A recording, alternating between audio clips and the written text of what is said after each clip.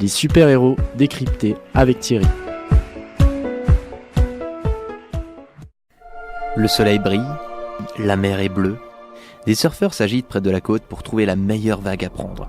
Soudain, au loin, ils l'aperçoivent, une gigantesque vague. Les sportifs s'élancent et se préparent à sa rencontre. La vague se rapproche, quand ils s'aperçoivent soudain que cette vague est en fait une véritable déferlante dangereuse, voire mortelle. Non seulement les surfeurs sont perdus, mais la ville portuaire semble en danger elle aussi. Le tsunami se rapproche dangereusement, il va frapper les surfeurs quand soudain un des nageurs disparaît. Un autre encore, puis un autre. Et le dernier qui reste s'inquiète, il regarde autour de lui, puis distingue une traînée rouge et jaune se rapprochant rapidement de lui. En un instant, le surfeur se sent happé par quelque chose et une seconde plus tard, il se retrouve à la sortie opposée de la ville. Il retrouve alors ses amis et en regardant vers la mer, il voit cette même traînée rouge et or disparaître au loin. Courant à une vitesse proche de celle du son, le héros rouge et jaune arrive devant l'immense tsunami et se met à courir sur l'eau. Il suit la trajectoire de la vague, l'encercle totalement et forme un cercle tout en courant autour d'elle. La vague continue à se rapprocher des côtes, quand soudain, Flash augmente sa vitesse. Il court de plus en plus vite, dépasse soudainement le mur du son et de même qu'en créant un gros bang, il crée également une immense tornade qui dévie la direction du tsunami et le renvoie s'écraser sur lui-même au cœur de l'océan. Exténué, le speedster s'arrête un instant sur la plage pour reprendre son souffle.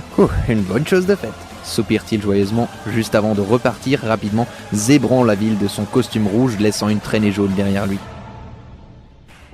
Barry Allen, alias le Flash de l'âge d'argent, a sans doute et est sans doute aujourd'hui encore le super-héros revêtant le costume de l'hyper-véloce le plus connu.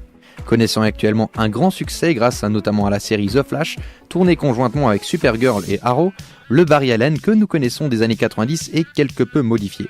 Quoi qu'il en soit, la version la plus ancienne que nous connaissons de lui est membre de la police scientifique et combat le crime de jour sous son uniforme et quand il ne peut le faire, il endosse son costume anti-frottement et à la vitesse supersonique, il arrête les méchants passages sur son passage. Doté d'une rapidité hors norme provenant de la force hyper véloce et d'un humour taquin, Barry Allen conserve une âme d'enfant, il est droit, fidèle et plein de bonne volonté.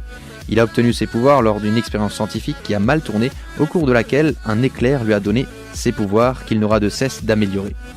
Je pense qu'on peut établir ici, avec une prudence mesurée, un parallèle avec la Bible. Un peu comme cet éclair qui transforme Barry Allen en Flash, le Saint-Esprit a transformé les 12 pêcheurs en disciples de Christ. A l'inverse de ce personnage hyper rapide, le Saint-Esprit ne précipite pas le chrétien, au contraire, il le transforme de l'intérieur progressivement, un peu comme un orfèvre qui travaille son joyau.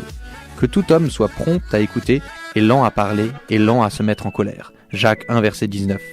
Il ne s'agit pas de foncer tête baissée dans les problèmes ou dans une solution prise trop hâtivement, mais il ne s'agit pas non plus d'attendre sans rien faire et de ne pas prendre de décision. Sachons rester nous-mêmes et avoir un équilibre juste et mesuré, ne pas se précipiter sans raison, mais savoir quand il faut se lancer, et heureusement nous ne sommes pas seuls.